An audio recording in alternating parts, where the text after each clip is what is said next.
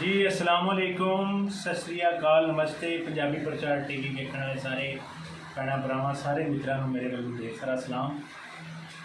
अज असी जी मंडी सादतगंज के नाल पिंड रती राम उत्थे आए हैं और उतों के असी वसनीक जोड़े बुजुर्ग ने साढ़े उन्होंने असी इंटरव्यू कर रहे हैं कि जे किहड़े पिंड चोट के इत्थे आए हिंदुस्तान विचों वो पार्टीशन के टाइम इत्थे हिजरत करके आए। तो साढ़े नाल बाबा जी मौजूद ने। बाबा जी सलाम अलैकुम। वालेकुम सलाम। बाबा जी की नाम है तुहाडा? मोहम्मद शरीफ। बाबा मोहम्मद शरीफ। वाह जी बड़ी धड़ल्ले वाली आवाज़ बाबा जी। बाबा जी केड़ा पिंड सी अपना उत्थे पिछा इंडिया च? मणियाला। मणियाला। हाँ मणियाला तहसील बंगला फाजिलका। मणियाला पिंड मणियाला। मणियाला। हाँ मणियाला तहसील बंगला फाजिलका। हाँ। अच्छा हुण तो जिला बन गया हो? वो तो बन गया वो है तो तहसील सिंह। हाँ। ते ये दसो अपने पिंड के बारे च कि भी किन्ने घर सन उत्थे, किन्ने मुसलमानां दे सन, किन्ने सिख सरदार सन, किन्ने हिंदू भरा सन? सिख सुख कोली सन, दो कौमां सन, चमारां दे कोई 5-4 घर सन। अच्छा। या कोई चूड़ा ने एक महला या वखरा कर लेंदे सी। बस दूजे सारे मुसलमान ही सन। किन्ने टोटल घर सन? तो घर तो होगा शाकरी 1000 घर। तगड़ा पिंड सी उदों भी। तो बड़ा पिंड। अच्छा अच्छा। ते जेड़ा अपना तुहाडी की कौम? साड़ी बट्टू बदादर। केड़े बट्टू? दरवेश के। वाह जी वाह, तुस तो फिर आप ही अड़े ही आ गए हो तुसीं ते। मतलब भट्टू साहब कैमरामैन साढ़े अमृत भट्टू साहब ने भी भट्टू ने। अच्छा ये दसो बाबा जी कि पिंड दे विच रहिंदे होया तुहाडे नाल कोई चमार या हिंदू जिहड़े तुसीं कह रहे हो 2-4 घर सन, आपसी फिजा कैसी सी? प्यार मुहब्बत नाल लोग रहिंदे? और जी जेड़े भी है सर ना हाँ वो हरे टाइम जिद्दी एक नूं कंडा वाट जाना सारे भाई के कोले आ जाते ते कोई साडे दंगल फसाद कोई नहीं। ਅਸੀਂ ਤਾਂ ਬਾਬਾ ਜੀ ਨੇ ਸੁਣਦੇ ਹੀ ਰਹਿੰਦੇ ਹਾਂ ਲੋਕਾਂ ਕੋਲ, ਅਸੀਂ ਤਾਂ ਕਿਉਂ ਕੋਲ ਜੰਮੇ ਹੀ ਨਹੀਂ। ਉਹ ਕਹਿੰਦੇ ਨੇ ਕਿ ਇੱਧਰ ਉੱਧਰ ਨਾਲ ਵਾਲੇ ਪਿੰਡਾਂ 'ਚ ਸਿੱਖ ਮੁਸਲਮਾਨ ਹਿੰਦੂ ਉਹ ਸਾਰੇ ਭਰਾਵਾਂ ਤਰ੍ਹਾਂ ਰਹਿੰਦੇ सारे रहते बिल्कुल ਕੋਈ लड़ाई झगड़ा नहीं ਸੀ। ना ना वो आपदा वहाँ दे खांदे आदा पिंड रकबा ਵਿਆਹ ਸ਼ਾਦੀਆਂ ਤੇ ਆਉਂਦੇ ਸਨ, ਆਪਣੇ ਉਹ ਗੁਰਦੁਆਰੇ ਜਾਂਦੇ ਸਨ, ਤੁਸੀਂ ਆਪਣੇ ਮਸੀਤਾਂ ਨਮਾਜ਼ ਪੜ੍ਹਦੇ ਸੋ। ਹਿੰਦੂ ਆਪਣੇ ਮੰਦਰਾਂ 'ਚ ਜਾ ਕੇ ਘੰਟੀਆਂ ਖੜਕਾਉਂਦੇ ਸਨ, ਆਪਣੀਆਂ ਬਾਤਾਂ ਕਰਦੇ ਸਨ। ਬਾਬਾ ਜੀ ਉਹ ਆਪਣਾ ਕਿੰਨੀ ਉਮਰ ਸੀ ਜਦੋਂ ਤੁਸੀਂ? 12 साल की उम्र थी। ਅੱਛਾ 12 ਸਾਲ ਉਮਰ हाँ ਸੀ, ਮਤਲਬ ਠੀਕ ਠਾਕ ਸੁਰਤ ਸੀ? आप बिल्कुल सारा आप तक ਹੁਣ ਆਪਣੇ ਪਿੰਡ ਟੁਰ ਜਾਓਗੇ, ਤੁਹਾਨੂੰ ਇੱਥੋਂ ਟੋਰ ਦਈਏ? कि टोनू की असी पैरे भी एक दिहाड़ी च पड़ सकते हैं। ਹਾਂ ਹਾਂ ਹਾਂ ਹਾਂ ਯਾਦ ਆਉਂਦੀ ਪਿੰਡ ਦੀ? वो या पिंड रंगा सन सवाल है सारी उम्र ही नहीं आया। ਹਾਏ ਹਾਏ ਹਾਏ ਹਾਏ। 2 लहर सानू लग गई सन, 2 ਅੱਛਾ। 7 मौके सन साढ़े पिंड के। ओ हो वाह जी वाह, क्या बात है। अच्छा तो बाबा जी ये दसो जी कोई उत्थे ਤੁਸੀਂ ਤੁਹਾਡੇ ਪਿੰਡ ਵਿੱਚ ਤਾਂ ਤੁਸੀਂ ਕਹਿ ਰਹੇ ਹੋ ਹੋਰ ਸਿੱਖ ਵਗੈਰਾ ਕੋਈ ਸਨ ਜਾਂ कोनी सन ਨਾਲ ਵਾਲੇ ਪਿੰਡਾਂ ਦੇ ਵਿੱਚ ਲੋਕ? नाल पिंड दखन का कुतुब साहब जी एक सालम सिखा का पिंड सी। ਅੱਛਾ वो उनके विच मुसलमान कोनी सन। ਅੱਛਾ ਉਹ ਤਾਂ ਸਿੱਖਾਂ ਦੇ ਸੀ। हाँ सिखा का जी ਉਹਨਾਂ ਨਾਲ ਮੇਲ ਵਰਤਨ ਹੋਵੇਗਾ? लैन सैन बसारा हैगा सी। ਅੱਛਾ वो रकबे के नाल सीना लग गई सन ना। ਅੱਛਾ।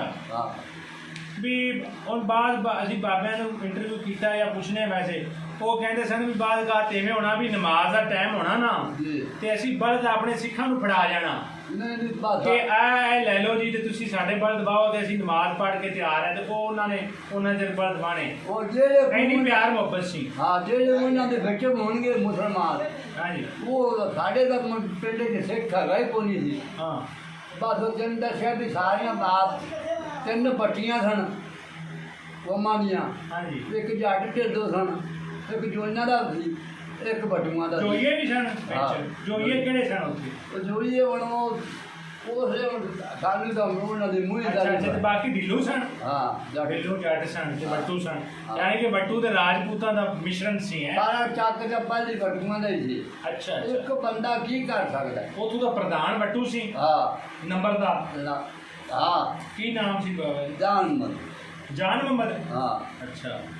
तो उत्थे कितना रकबा सी मतलब तुहाडे कोल? रकबा तो होवेगा शक नहीं का 2.5-3 हज़ार ਅੱਛਾ ਪਿੰਡ ਦਾ ਹਾਂ ਬਹੁਤ ਬੜਾ ਰਕਬਾ ਸੀ ਯਾਨੀ ਬੱਟੂ ਸਾਰੇ ਰਕਬੇ ਵਾਲੇ ਸਨ ਰਕਬੇ ਵਾਲੇ ਸਾਨੂੰ ਪਹਿਲੀ ਉਹ ਇੱਕੋ ਕੱਲਾ ਹੀ ਗਿਆ ਸੀ ਨਾ ਬੱਟੂ ਅੱਛਾ ਤੇ ਅੰਗਰੇਜ਼ ਨੇ ਮਸਾਲੇ ਉਹਦੇ ਨਾਲ 18 ਟੱਕ ਲਾਇਆ ਸੀ ਅੱਛਾ ਉਹਨੇ ਆਖਿਆ ਵੀ ਹੁਣ ਕੱਲਾ ਬੰਦਾ ਤੂੰ ਕੀ ਕਰੇਗਾ ਸਹੀ ਉਹ ਮਰੋ ਥੱਲੇ ਕੋਈ ਦੇ ਸਿਆਪੀ ਹੈਗੇ ਸਨ ਇੱਕ ਜੋਜਾ ਸੀ ਇੱਕ ਢਿੱਲੋਂ ਸੀ ਇੱਕ ਉਹ ਆਪ ਸੀ ਉਹਨੇ ਆਖਿਆ ਵੀ ਮਹਿਫਲ ਬਣਾਈ ਹੈ ਬੰਦਿਆਂ ਦੀ ਉਹ ਮੁੜ ਪਹਿਲੇ ਜਾਲੇ ਜੋਈਏ ਲੈਂਦਾ ਜੋਈਏ ਤੋਂ ਮੁੜ ਨੇ ਆਖਿਆ ਵੀ ਜੇ ਕੋਈ ਝਗੜਾ ਹੋ ਗਿਆ ਸਾਡਾ ਦੋਵਾਂ ਦਾ ਫੈਸਲਾ ਕੌਣ ਕਰੇਗਾ ਨਾ ਉਹ ਮੰਨੇ ਨਾ ਮੈਂ ਮੰਨਾਂ ਵੀ ਇੱਕ ਬੰਦਾ ਹੋਰ ਹੋਣਾ ਚਾਹੀਦਾ ਸਹੀ ਉਹ ਫਿਰ ਜੱਟ ਢਿੱਲੋਂ ਲੈ ਆਂਦਾ ਉਹ ਕਿੰਨਾ ਬਣ ਰਿਹਾ ਆਪ ਰਕਬਾ ਵੰਡ ਲਿਆ ਬਸ ਤੈਨੂੰ ਪਤੀ ਹੋ ਗਈ ਰਕਬਾ ਆਬਾਦ ਹੋ ਗਿਆ ਅੱਛਾ ਉਹ ਮੇਰੇ ਖੇੜੇ ਵੀ ਤਾਂ ਉਦੋਂ ਬੜੇ ਲੱਗਦੇ ਆ ਖਾੜੇ ਸ਼ਿਕਾੜੇ ਹੋਣੇ ਮੈਨੂੰ ਕਾਰ ਕਿਸੇ ਦਾ ਨਾਂ ਯਾਦ ਹੋਵੇ ਕੋਈ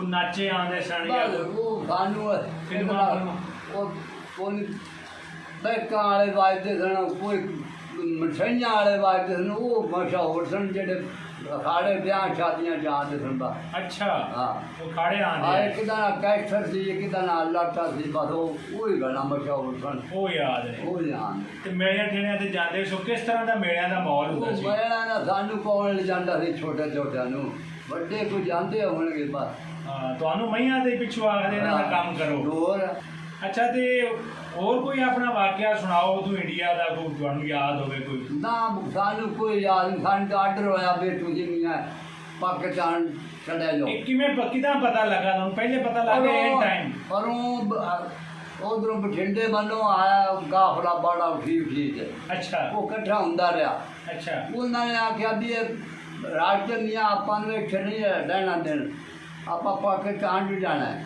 ਅੱਛਾ ਉਹ ਬਸ ਇਹਦੇ ਨਾਲ ਮੈਂ ਰਲ ਗਿਆ ਮੇਰੇ ਨਾਲ ਕੋਈ ਹੋਰ ਰਲ ਗਿਆ ਹੋਰ ਐਵੇਂ ਤਰ੍ਹਾਂ ਕਾਫਲਾ ਵੱਡਾ ਹੁੰਦਾ ਸਾਡਾ ਕਾਫਲਾ ਐਡਾ ਹੋਵੇਗਾ ਜੇ ਤੂੰ ਜਿਵੇਂ ਬਾਵਲ ਲਗੜੇ ਇਹਦੇ ਨਾਲ ਲੰਮਾ ਬਹੁਤ ਵੱਡਾ ਕਾਫਲਾ ਕੋਈ ਨੁਕਸਾਨ ਨਹੀਂ ਰਸਤੇ 'ਚ ਹੋਇਆ ਬਸ ਉਹ ਆਪਦਾ ਬੋਤਲੇ ਲੈ ਕੇ ਆਏ ਸਨ ਤੁਹਾਡਾ ਵੀ ਉਹ ਬੋਤਲਾ ਨਹੀਂ ਅੱਛਾ ਬੋਲਿਆਂ ਦਾ ਵੱਖਰਾ ਵੱਖਰਾ ਹਾਂ ਅੱਛਾ ਅੱਛਾ ਇੱਥੇ ਆਏ ਤੁਸੀਂ ਡਾਇਰੈਕਟ ਹੀ ਇਸੇ ਪਿੰਡ ਆ ਗਏ ਆਏ ਤਾਂ ਪਹਿਲੇ ਇੱਥੇ ਹੀ ਸਨ ਸਤੀ ਰਾਮ ਹਾਂ ਫਿਰ ਮਸਾ ਫਿਰ ਤੁਮ ਮੇਰੇ ਰਕਬਾ ਪਾਸੇ ਨਾ ਪਿਆ ਕਿ ਲਾਠੀ ਹੋ ਗਏ ਉਹਨਾਂ ਗੌਰਮੈਂਟ ਨੇ ਆਖਿਆ ਵੀ ਜਿੱਥੇ ਲਾਟਾਂ ਕਰਾਈਆਂ ਜੇ ਰਕਬਾ ਪਹਿਲੀ ਉੱਥੇ ਕਨਫਰਮ ਕਰਾਓ ਅਰੇ ਬਾਬਾ ਜੀ ਉੱਥੋਂ ਜਿਸੇ ਤੁਸੀਂ ਨਿਕਲੇ ਜੀ ਸਮਾਨ ਵਗੈਰਾ ਲੈ ਕੇ ਸਾਰਾ ਆਏ ਨਾ ਕੁਝ ਵੀ ਨਹੀਂ ਬਸ ਕੋਈ ਆਪ ਦਾ ਖਾਣ ਪੀਣ ਵਾਲਾ ਆਟਾ ਸੀ ਕੋਈ ਥੋੜਾ ਕਿਹੜਾ ਮਾਲ ਮਨੀ ਉੱਥੇ ਹੀ ਛੱਡ ਆਏ ਮਾਲ ਮੰਡੀ ਕੁਝ ਵੀ ਨਹੀਂ ਲੈ ਗਿਆ ਘਰ ਤੋਂ ਕੱਪੜਾ ਹੀ ਨਹੀਂ ਲੈ ਸਕਿਆ ਉੱਥੋਂ ਨਿਕਲਣ ਲੱਗਿਆ ਕੀ ਐਸਾ ਸਾਸਨ ਕੀ ਦਿਲ ਵਿੱਚ ਗੱਲ ਆਉਂਦੀ ਸੀ ਕਿ ਕੀ ਹੋ ਗਿਆ ਸਾਡੇ ਨਾਲ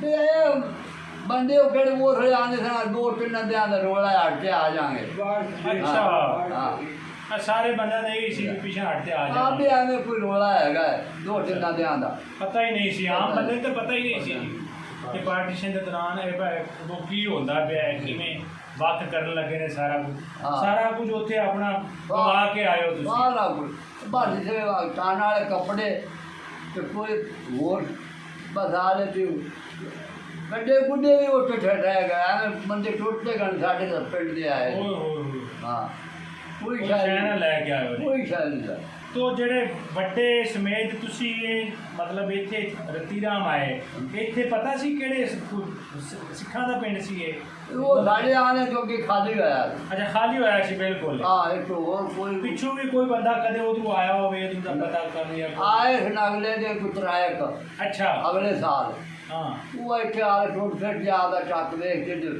ਮਾਟਰ ਵਾਲੇ ਚਲੇ ਗਏ ਅੱਛਾ ਯਾਦ ਤਾਂ ਆਉਂਦੀ ਹੋਣੀ ਪਿੰਡ ਦੀ ਬੜੀ ਹੁਣ ਯਾਦ ਆਣ ਤੇ ਹੁਣ ਕੀ ਕਰੇ ਜਿਹੜੇ ਫਸੇ ਪਏ ਆ ਤਾਂ ਹਾਏ ਹਾਏ ਹਾਏ ਹੁਣ ਹੁਣ ਫਸੀ ਤੋਲੀ ਜਾਂਦੇ ਆ ਜੋ ਤੁਸੀਂ ਜਿਵੇਂ ਦੱਸਦੇ ਪਏ ਬੜਾ ਸੋਹਣਾ ਪਿੰਡ ਆ ਜੰਨਤ ਛੱਡ ਤੇ ਆਏ ਨੇ ਅੱਛਾ ਉੱਥੇ ਕਿੰਨਾ ਰਕਬਾ ਸੀ ਉੱਥੇ ਜਿੰਨ ਦੱਸਿਆ ਵੀ ਬਟੂਆਂ ਦਾ ਪਹਿਲੀ ਖਾਲਮ ਪਿੰਡ ਸੀ ਨਹੀਂ ਤੁਹਾਡਾ ਵੱਡਿਆਂ ਦਾ ਤਕਰੀਬਨ ਕਿੰਨਾ ਰਕਬਾ ਸੀ ਸਾਡਾ ਹੋਵੇ ਕੋਈ 15-16 ਸੌ ਕਿੱਲਾ ਅੱਛਾ ਹਾਂ ਤੇ ਇੱਥੇ ਆਇਆ ਕਿੰਨਾ ਟੱਕਰਿਆ ਇੱਕ ਆਇਆ ਮੁੜੋ ਮਸਾਲੇ ਦੀ ਆ ਬਰਾਨਾ ਰਕਬਾ ਸੀ ਪਾਣੀ ਜਿਹੜਾ ਪਿੱਛੋਂ ਆਉਂਦਾ ਸੀ ਉਹਨਾਂ ਦੁਸ਼ਮਣਾਂ ਨੇ ਬੰਦ ਕਰ ਲਿਆ ਇੱਥੇ ਆ ਕੇ ਤਾਂ ਜਿਹੜੀ ਮੁਸੀਬਤ 'ਚ ਫਸੇ ਪਏ ਅੱਛਾ ਅੱਛਾ ਹਾਂ ਮਤਲਬ ਉੱਥੇ ਇੰਨੇ ਖੁਸ਼ਹਾਲ ਸੋ ਤੇ ਇੱਥੇ ਆ ਕੇ ਇੱਕ ਤਾਂ ਬਰਾਨਾ ਰਕਬਾ ਟਕਰਾ ਨਹੀਂ ਪਾਣੀ ਕੋਈ ਨਹੀਂ ਪਾਣੀ ਕੀ ਕੁਝ ਵੀ ਨਹੀਂ ਟਕਰਾ ਕੁਝ ਵੀ ਨਹੀਂ ਟਕਰਾ ਹਾਂ, ਸਹੀ ਹੋ ਗਿਆ। ਅੱਛਾ ਰਸਤੇ ਤੁਸੀਂ ਆਰਾਮ ਨਾਲ ਪੜਾਇਆ ਸੋ ਪੈਦਲ ਹੀ ਤੁਸੀਂ ਦੱਸਦੇ ਪਏ ਹੋ ਗੱਡੇ ਨਹੀਂ ਲੈ ਗਿਆ ਬਾਕੀ ਕੋਈ ਰਸਤੇ 'ਚ ਕੋਈ ਕਿਸੇ ਨਾਲ ਮੁੱਠਭੇੜ ਹੋਈ ਹੋਵੇ ਕੋਈ ਨਾ ਲੜਾਈ? ਕੋਈ ਹੋਈ ਅੱਛਾ ਆ ਜਿਹੜੇ ਕੋਈ ਅੱਗੇ ਬੈਠੇ ਸਨ ਉਹ ਸਾਡੇ ਤੋਂ ਅੱਗੇ ਰਸਤੇ 'ਚ ਉਹਨਾਂ ਨਾਲ ਕੋਈ ਦੇਖਿਆ ਵਾਕਿਆ ਨਹਿਰਾਂ ਦੇ ਵਿੱਚ ਲਾਸ਼ਾਂ ਆਉਂਦੀਆਂ ਉਹ ਪੁਲਾਂ ਦੇ ਨਾਲ ਅੜੀਆਂ ਜਾਂ ਮੈਂ ਵੇਖਦਾ ਰਿਹਾ ਜਾਂ ਕੋਈ ਅਬੋਰ ਦੇ ਉਰਲੇ ਪਾਸੇ ਚਾਰ ਜਵਾਨ ਉਹ ਛੋੜ ਦੇਣਾ ਉਹ ਮਸਾਲੇ ਉੱਥੇ ਮਰੇ ਪਏ ਮੈਂ ਵੇਖੇ ਨੇ ਵਿੱਚ ਅੱਛਾ ਹਾਂ ਉਹਨਾਂ ਨੂੰ ਕੋਈ ਉਹ ਥੋੜ੍ਹੇ ਇਹ ਨਹੀਂ ਹੁੰਦੀ ਸੀ ਵੀ ਆ ਪਤਾ ਨਹੀਂ ਘੱਟ ਨੂੰ ਕੀ ਹੋਣਾ ਅੱਛਾ ਉਹ ਮਾਰਦੇ ਸਨ ਸਿੱਖ ਮੁਸਲਮਾਨਾਂ ਨੂੰ ਹਾਂ। ਮੁਸਲਮਾਨ ਸਿੱਖਾਂ ਨੂੰ ਹਾਂ ਇੱਕ ਦੂਏ ਨੂੰ ਸਾਰੇ ਹੀ ਮਾਰੀ ਜਾ ਨਹੀਂ ਰਹੇ ਨਹੀਂ ਦੋ। ਪਰ ਮੁਸਲਮਾਨ ਜਿਹੜੇ ਕੋਲੇ ਕੁਛ ਹੈ ਹੀ ਕੋਈ ਨਹੀਂ ਕਾਦੀ ਪਿਆ ਹਟਾਏ ਨੇ ਜਿਹੜੇ ਉਹਨਾਂ ਕੋਲ ਕੁਛ ਕਾਦੀ ਕੁਦੀ ਕਿਸੇ ਖਸਣ ਉਹ ਹੀ ਮਾਰਦੇ ਸਨ ਮੁਸਲਮਾਨਾਂ ਨੂੰ ਬਸ ਦੱਸ ਦਿਓ ਬਚਪਨ ਦੇ ਵਿੱਚ ਕੋਈ ਸ਼ਰਾਰਤਾਂ ਕੋਈ ਸ਼ਰਾਰਤ ਨਹੀਂ ਕੋਈ ਪਿਆਰ ਮੁਹੱਬਤ ਦੀਆਂ ਗੱਲਾਂ ਬੜਾ ਇੱਕ ਦੂਜਿਆਂ ਦੇ ਬੈਣ ਬਰਾਵਾਂ ਦਾ ਤਿੰਨ ਕੌਮਾਂ ਸਨ ਤਿੰਨੇ ਆਏ ਰਾਜ ਚ ਬੈਂਦੇ ਵਿਆਹ ਸ਼ਾਦੀਆਂ ਇਕੱਠੀਆਂ ਹੁੰਦੀਆਂ ਕੋਈ ਸ਼ਰਾਰਤ ਨਹੀਂ ਸਾਡੇ ਤੇ ਚਲੋ ਬੜੀ ਗੱਲ ਹੈ ਬਾਬਾ ਜੀ ਤੁਹਾਡੀ ਬੜੀ ਮਿਹਰਬਾਨੀ ਬਹੁਤ ਸ਼ੁਕਰੀਆ ਅਲਹਮਦੁਲਿਲਾ। ਕੀਮਤੀ ਟਾਈਮ ਦਿੱਤਾ ਆਪਣਾ ਜੀ ਜਿਵੇਂ ਕਿ ਤੁਸੀਂ ਬਾਬਾ ਮੁਹੰਮਦ ਸ਼ਰੀਫ ਦੀ ਅਸੀਂ ਜੋ ਉਹਨਾਂ ਨਾਲ ਇੰਟਰਵਿਊ ਕੀਤਾ ਗੱਲਬਾਤ ਕੀਤੀ ਤੁਸੀਂ ਸੁਣੀ ਮੈਂ ਬਹੁਤ ਸਾਰੇ ਪੰਜਾਬੀ ਪ੍ਰਚਾਰ ਦੇ ਹਵਾਲੇ ਨਾਲ ਪੰਜਾਬੀ ਪ੍ਰਚਾਰ ਟੀਵੀ ਦੇ ਹਵਾਲੇ ਨਾਲ ਕਾਫੀ ਇੰਟਰਵਿਊਜ਼ ਕੰਡਕਟ ਕੀਤੇ ਨੇ ਤੇ ਇੱਕ ਚੀਜ਼ ਜਿਹੜੀ ਮੈਨੂੰ ਬਜ਼ਾਹਿਰ ਬਹੁਤ ਖੁਸ਼ੀ ਦੀ ਗੱਲ ਮੈਨੂੰ ਲੱਗਦੀ ਹੈ ਔਰ ਮੈਂ ਉਹਦੇ ਤੇ ਫਖਰ ਵੀ ਮਹਿਸੂਸ ਕਰਨਾ ਕਿ ਸਾਡਾ ਇਹ ਕਿੱਤਾ ਬਹਾਵਲ ਨਗਰ ਫਾਜ਼ਿਲਕਾ ਤੋਂ ਜਾਂ ਗੰਗਾ ਨਗਰ ਤੋਂ ਜਿਹੜੇ ਲੋਕ ਉੱਠ ਕੇ ਆਏ ਬੀਕਾਨੇਰ ਤੋਂ ਉੱਠ ਕੇ ਆਏ ਸਾਡੇ ਲੋਕਾਂ ਦੀ ਸਾਰਿਆਂ ਦੀ ਅਸੀਂ ਬਜ਼ੁਰਗਾਂ ਕੋਲ ਇੱਕ ਹੀ ਚੀਜ਼ ਹੈ ਕਿ ਉਹ ਬੜੇ ਪੁਰਅਮਨ ਤਰੀਕੇ ਨਾਲ ਔਰ ਬੜੇ ਇੱਕ ਦੂਸਰੇ ਦੀਆਂ ਬਾਹਾਂ ਫੜ ਕੇ ਇੱਕ ਦੂਸਰੇ ਨੂੰ ਛੱਡ ਕੇ ਗਏ ਖਾਓ ਸਿੱਖ ਸਨ ਖਾਓ ਹਿੰਦੂ ਸਨ ਇੱਧਰੋਂ ਜਿਹੜੇ ਉੱਠ ਕੇ ਗਏ